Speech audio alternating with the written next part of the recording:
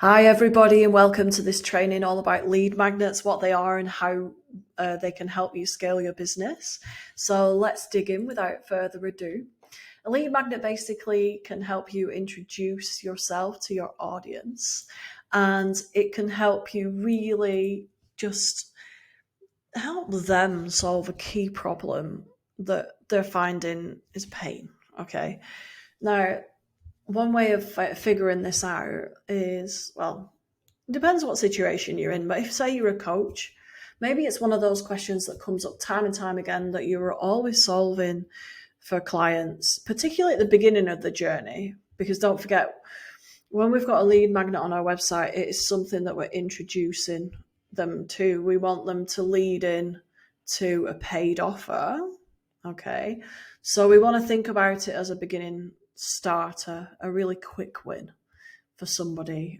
So think about those problems that people may have at the beginning of their journey with you, or even try and visualize what problems they have before they get to you, so that you can be kind of leading on nicely from that with your paid offers. Because a lead magnet is, or another word for it is a freebie. A lead magnet is a way of introducing them to some of your amazing content, some of your really helpful strategies, and then building your trust, building their trust in you. And, they're going to like you if you provide amazing value for them. They're going to like what you provide. Maybe they feel aligned with you that yeah, I can see this person might want to help me.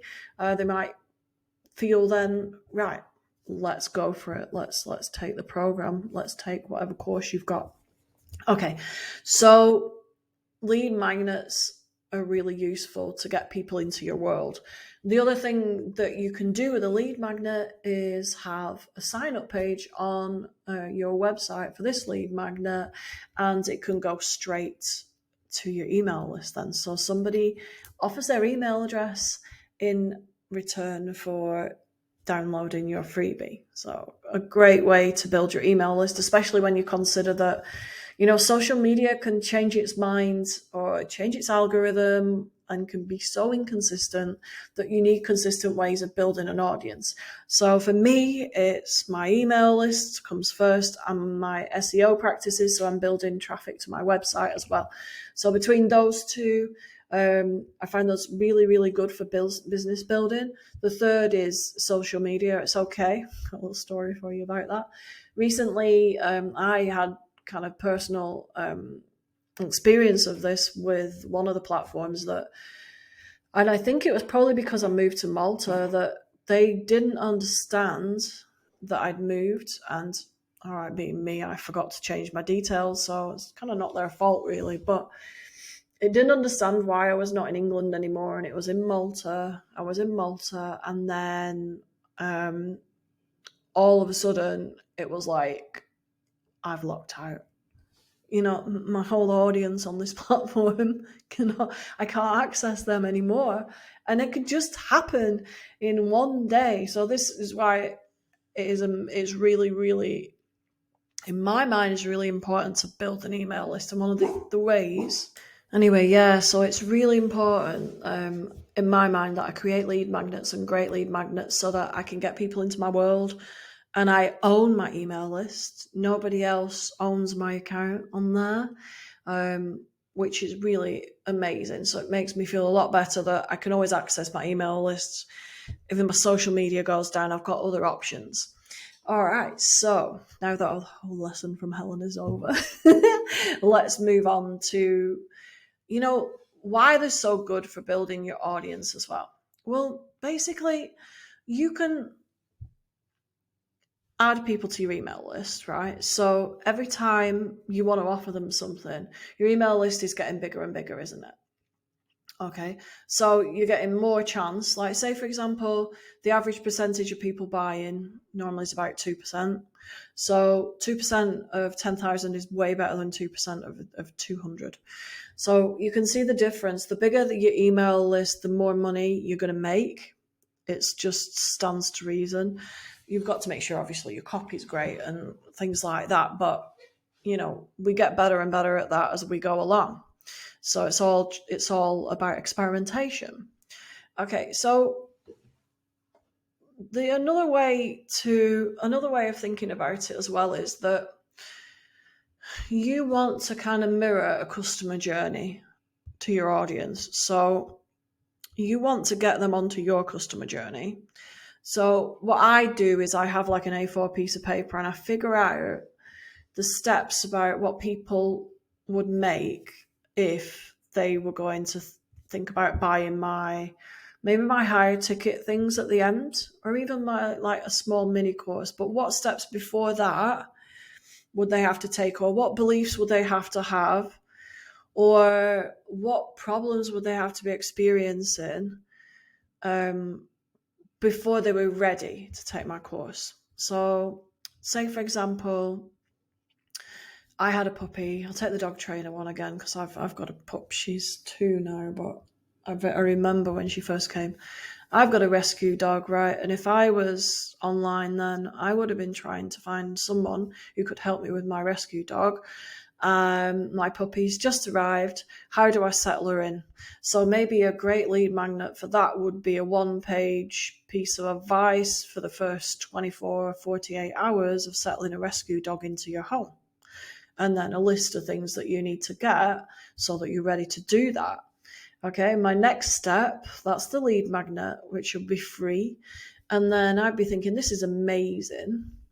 And what happens after lead magnets, maybe a lot of you'll know, but I really want everybody to be aware. So like whether you're a beginner or whether you're slightly further along in your journey, I just want to be able to everyone to access how to do this.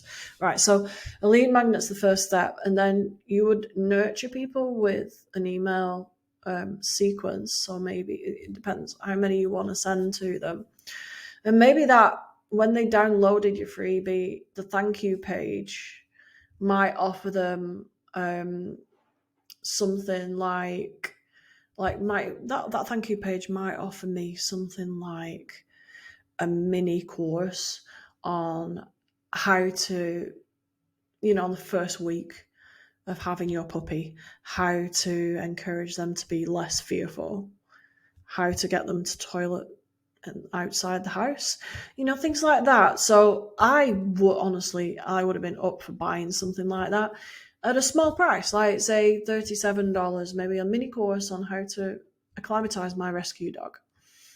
And then after that, you could be offering them over time a more intense course, like a lead training course, or, things to be aware of when you start walking your rescue pup, how to do it.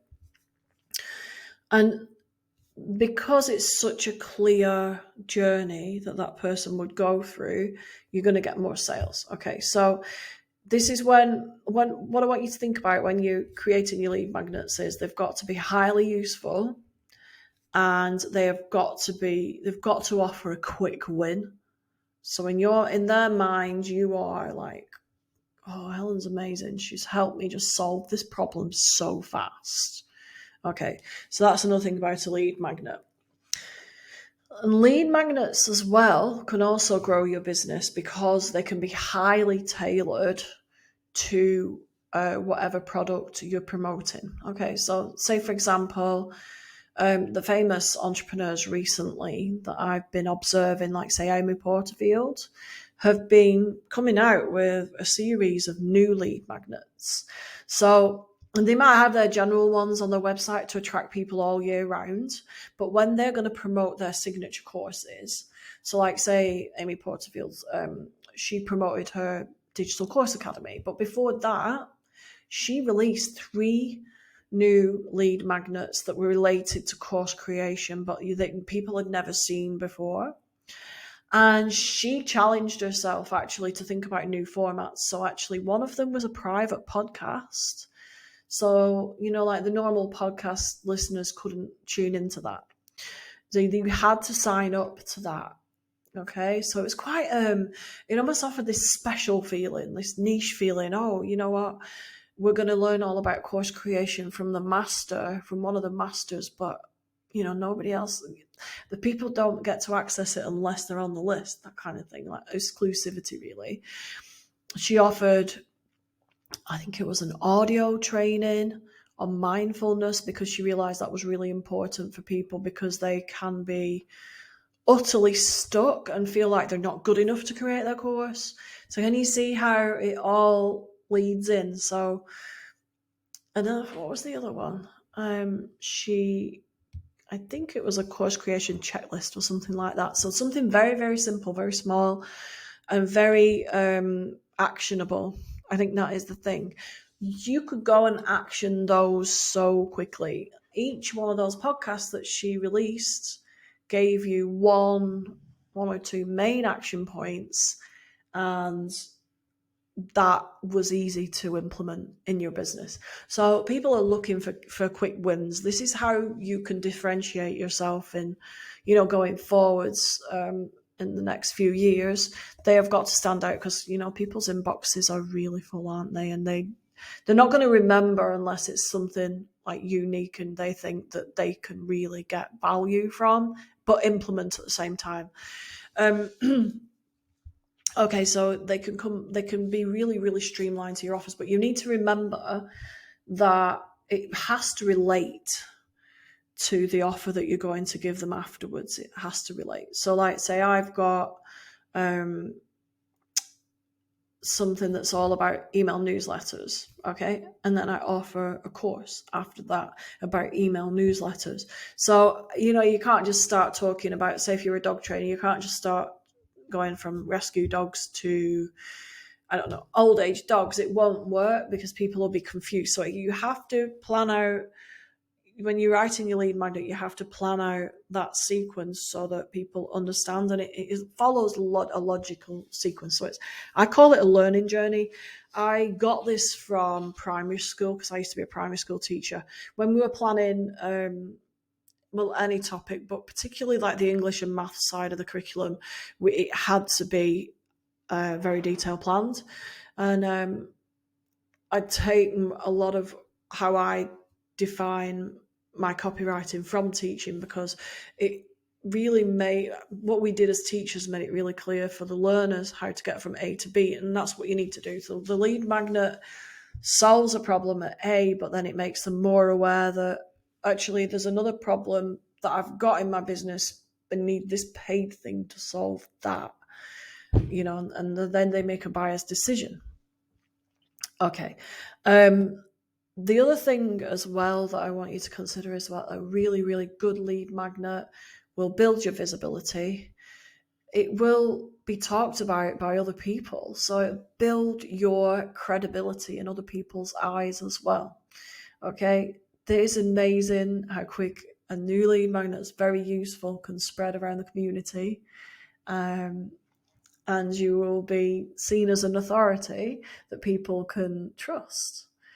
Okay, so that's why I believe that lead magnets are really, really important. I have got an amazing guide for you with the key points about lead magnets and how to write a highly converting one. Ideas for that at the end of in the podcast notes, so have a look. It will give you some ideas as well. I'm going to go through some ideas for lead magnets now so you can note these down, but do remember, if you just sign up for my list, you can actually get access to this. So some examples of lead magnets that you might want to consider. It depends on your business and what's most useful for your audience. What I would suggest to you is you go and research and ask your audience. I'm not going to go into this too much in detail here because I've got another podcast about things like that next week. But just tune in for that one. So you could have some kind of worksheet or workbook, but don't make it too long. Make sure it's actionable. You could have, if you're, say, for example, you are a freelancer who has made a business better for somebody, or you provide a service that gets amazing results, you could write a report on that and show how you helped a business with your services. That's a case study as well. You could have a mini case study to show people what results you can get. You could have a quiz. They're quite interactive. There's been a lot of talk about quizzes this year. I had one on my site and it was very successful. So that is one thing for me to consider. A quiz to help them to understand what they need to learn next. That's another one. It does build a great a great amount of awareness if you have a quiz that teaches people as well. Swipe piles. You might be a copywriter or an author who can give somebody a structure to something, or even a template. Like maybe you're a designer, maybe you could give people templates for their business to help them. That could be, a free template could be amazing as a lead magnet. You could do a video recording. So maybe a tutorial about the five biggest things that a business needs to know in 2023, or just something that somebody can go away and really implement and see results from. Maybe it's a roadmap to success so that somebody understands a topic that they've never really, they've come to now because they need to do it, but they don't understand it. So maybe it's a roadmap to success, how you did it. Maybe it's a prompt. Maybe you are a mindfulness coach and you have mantras that really helped you be successful. Maybe you could design some of those and have those freely available to people to use as an introduction. Or maybe an email course that's sent over a few days, giving people top tips on how to solve a particular problem. Maybe it's potty training, maybe it's teething or something like that. You could have a resource list or a toolkit that people need to get together to solve a certain problem. Maybe they want to try quilting for the first time. What would they need to get together? That would be an amazing one. A printable. I used to have printables on my budgeting blog. Audio recordings also. I mentioned Amy Porterfield's mindset one. That was really, really good. It was about 15 minutes long. Yeah, don't have them too long because people can turn off.